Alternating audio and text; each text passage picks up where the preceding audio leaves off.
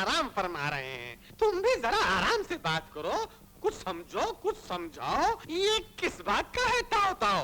तुम कातिल हो, तुम खूनी हो। तुमने हमारे लड़के को नकली राजा बनाकर उसकी जान ले ली। अरे भाई, जान देने लेने वाला तो वो ऊपर वाला भगवान है, परमात्मा, आत्मा। अगर उसने जान ले ली तो हमने तो उसकी कीमत दे दी। वो तुमने नाटक करने की कीमत दी थी, असली कीमत तो तुम अब दोगे, वरना मैं तुम्हारी जान ले लूंगा। ले लूंगा। कैसे ले लूंगा? जरा अकल से काम लो, सब्र से काम लो। विक्रम सिंह बहादुर, दूर कब तक सब्र से काम लें? तुम्हारे कहने पर हमने खंजर बनाए और चलाए भी। खंजर खूब बनाए भी और चलाए भी और उसके दाम पाए भी। तो क्या घरों को जलाया, न जाने कितनों को यतीम बनाया। अब हमें हमारा हक मिल जाना चाहिए, वरना जो जबान अब तक बंद थी वो खुल जाएगी और तुम्हारी वफादारी के सारे किस्से राजकुमारी तक पहुंच जाएंगे। फिर जानते हो क्या होगा? फिर ये होगा कि तुम लोग जेल जाओगे, जहां माल के बजाय तुम्हें फांसी की सजा मिलेगी। चलो तुम लोग जाओ, माल मिल जाएगा। कब? अरे भाई, जब होगा तब। फिलहाल तो तुम ये लो और काका तुम ये लो, खाओ पियो और फिर मिलेंगे अड्डे पर। मैं भी आता हूँ अड्डे पर, फिर मिलेंगे अड्डे पर। भतीजे, इन गंदे लोगों को यहाँ मत बुलाया करो। मैं कहाँ बुलाता हूँ। हमारी कमजोरियां इन्हें रास्ता दिखा देती हैं और फिर बेचारे गरीब कब तक सब्र करें। अब तो मेरा सब्र भी डामाडोल हो रहा है। भतीजे, चाचा को माल चाहिए, कब देते हो माल? माल हाथ तो लगने दीजिए। अच्छा, हाथ तो लगने दीजिए। वो अनाज के व्यापारी झापड़मल का माल कहाँ गया? वो तो चाचा ले गए। हाँ। तभी आज फिर आए थे तकाजा करने के माल चाहिए। चलो छोड़ो, वो नवाब साहब के नोटों का क्या हुआ? नवाब साहब भी ले गए चाचा। वो भी ले गए? जी हाँ। बड़े कमीने नवाब साहब निकले। मुझे पहले ही मालूम था कि नवाब नहीं है, कोई फ्रूट फरोश है। लेकिन भतीजे, चाणक्य नीति ये कहती है कि चाणक्य चाचा के साथ चाल नहीं करनी चाहिए। कहीं ऐसा ना हो कि बाजी मात खा जाए और शतरंज यूं ही बिछी की बिछी रह जाए और हेरा फेरी महंगी पड़ जाए। भतीजे, चाचा को माल चाहिए, जरा माल का इंतजाम करना। मैं चला अड्डे पर।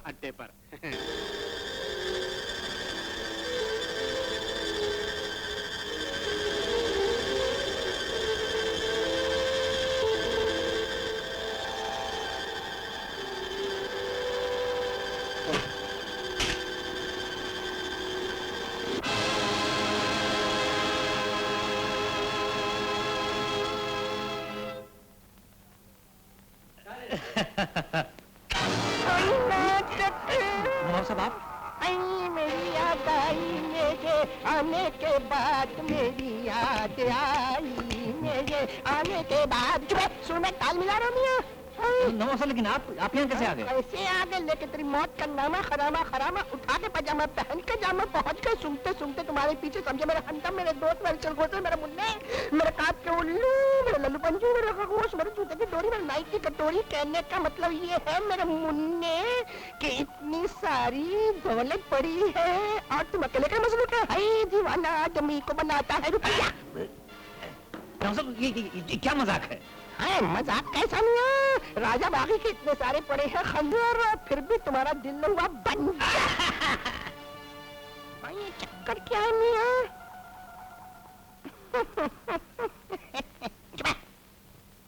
नवाब साहब, बात धंधे की आई गई है तो फिर आपसे क्या छुपाना।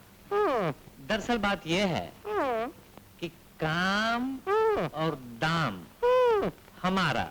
नाम बदनाम हमारा। तुम्हारा? मेरा मतलब है राजा बागी का। हमें मार दिया जाए या छोड़ दिया जाए, अरे कौन तेरे साथ है? सुलूक किया जाए, छोड़ दिया जाए। राजकुमारी के साथ तुमने गद्दारी की, राजकुमारी के वालिद मरहूम के साथ तुमने गद्दारी किया और राजा बागी के साथ गद्दारी की, इसलिए हम तुम्हें जिंदा नहीं छोड़ेंगे। नवाब साहब,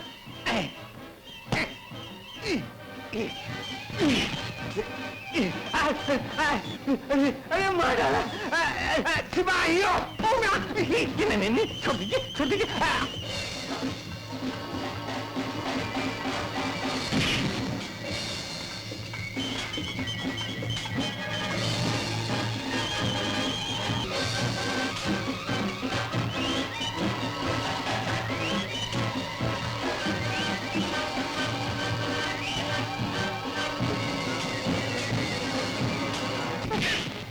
बदमाशी। अरे तुमने आओ मुन्ने, मेरे पास आओ, आओ।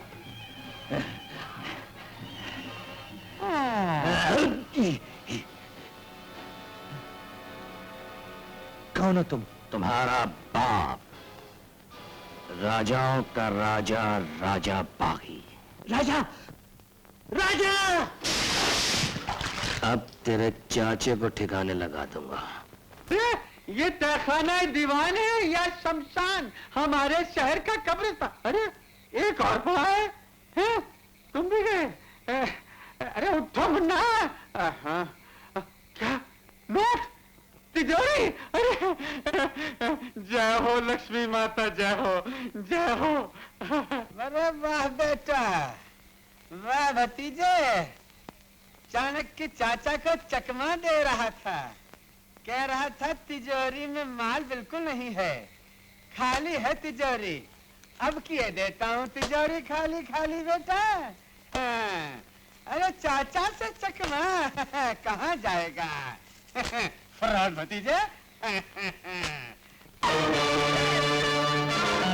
अरे ये हमारे पुराने ग्राहक हैं सरकार, लेकिन इन्होंने कल की तरह दिल खोलकर कभी मुझ पर इतने सारे रुपए निछावर नहीं किए।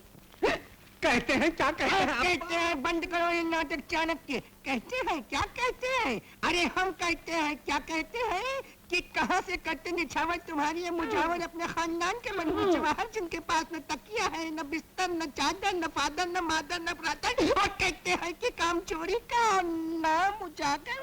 कहते हैं, हम कहते हैं। अरे हुजूर साहिब बहादुर, न हुआ वो जमाना हमारे वालिद मरहूम का, क्या नाम था उनका? नवाब जिकरदार नवाब। सही जा रहे हो शहजादे, मेरे वालिद मियाँ का भी नाम याद है तुम्हें? कोई बात नहीं, हाँ तुमका जमाना नहीं हुआ हुजूर बहादुर, वरना अब तक इस आस्तीन के सांप की, इसके और इसके बाप की, यानी खानदान के पूरे महापाप की गदन नाप देते। ये शर्मा, सर, इनके तहखाने से राजबागी के इन खंजरों के अलावा कुछ नहीं मिला। राजा बागी खंजर? जी हाँ, और मैंने इनके तमाम साथियों को गिरफ्तार कर लिया है। गिरफ्तार कर? ओ, इन्हें भी गिरफ्तार कर लो। अरे गिरफ्तार कर लो, कर लो। अरे कमाल है। चलिए। ऐसे पकड़ो, पकड़ो। आप लोग भी जा सकते हैं, जब आपकी जरूरत पड़ेगी आपको बुलवा लिया जाएगा।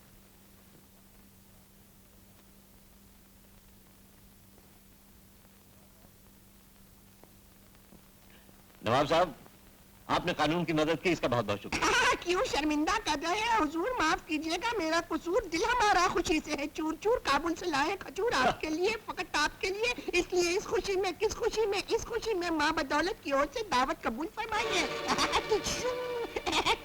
गुस्ताखी माफ नवाब साहब, आज के दिन मैं व्रत रखता हूँ। व्रत बेमौसम, न सर्दी की सरगम, न गर्मी है बरहम, न भादों की छमछम, फिर ये व्रत किस खुशी में मेरे हमदम? खुशी में नहीं नवाब साहब, गम में। आज के दिन मेरी बीवी मुझसे जुदा हो गई थी। इस बरस से आज के दिन वो व्रत रखते हैं। हाँ माँ, लगता है उन्हें बीवी से बहुत ही प्यार था।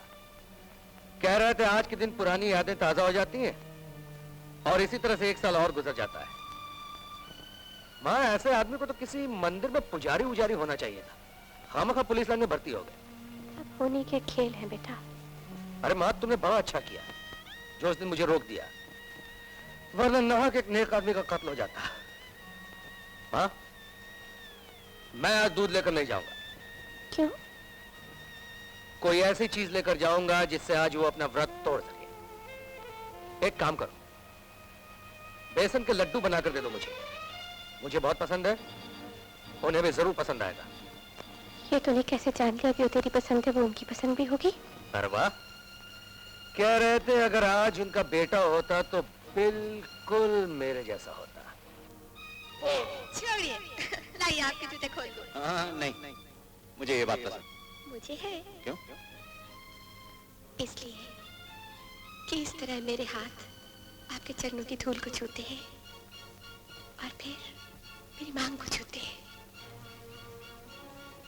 सावित्री, सचमुच तुम कलयुग में सतयुग की सीता। तुम बेसन का लड्डू बना दो मुझे।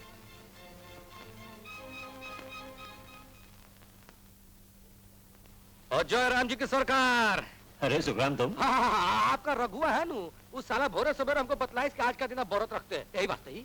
ये क्या? पूछो ना, ये बेसन का लड्डू है। हमरा मैया हमको एगो सीख दिया सरकार कि जो लोग व्रत रखते हैं नू, उनको खिलाना भी एगो प्रकार का धर्म होता है। वाह वाह, तुम्हारी माता जी के विचार बहुत ऊंचे हैं। और दूर विचार उचार का होता है साहब, वो क्या है नू, हमरा मैया जो है ना सरकार, एकदम कलयुग का सीता है, सच हूँ। सवेरे भोरे जब उसका पैर छू के प्रणाम करते लगता है भगवान का दर्शन हो गया। हाँ, और भैया है नू, वो आपके लिए अपना हाथ से बना के ये बेसन का लड्डू भेजा है, खाइए ना। लीजिए, बेसन के लड्डू बनाइए, अपना व्रत खोल लीजिए। नहीं, आज मैं व्रत ये बेसन के लड्डुओं से नहीं तोड़ूंगा। तो कैसे? ऐसे। क्या करती है? अभी कोई देख लेगा तो क्या हुआ? हम कोई जुर्म थोड़ी कर रहे हैं, हम लोग मियाँ बीवी हैं और मियाँ बीवी आपस में। कहा भाई? कुछ नहीं सुखराम, बीवी की याद आ गई थी। वो भी को ऐसे लड्डू बनाया करती थी। अरे तू देखने की बात करती है, राजा का तो जन्म ही इन हाथों हुआ था। तुम तो उसकी बड़ी तारीफ करती रहती हो, लेकिन वो तो तुमको देखने कभी आया ही नहीं। उसको एक चिंता थोड़ी है, और फिर मैं तो उसको कल मिलने जा ही रही हूँ। कहाँ मौसी? नगर देवी के मंदिर में। वहाँ वो हर साल सोने का छत्र चढ़ाने आता है। सोने का छत्र? हाँ।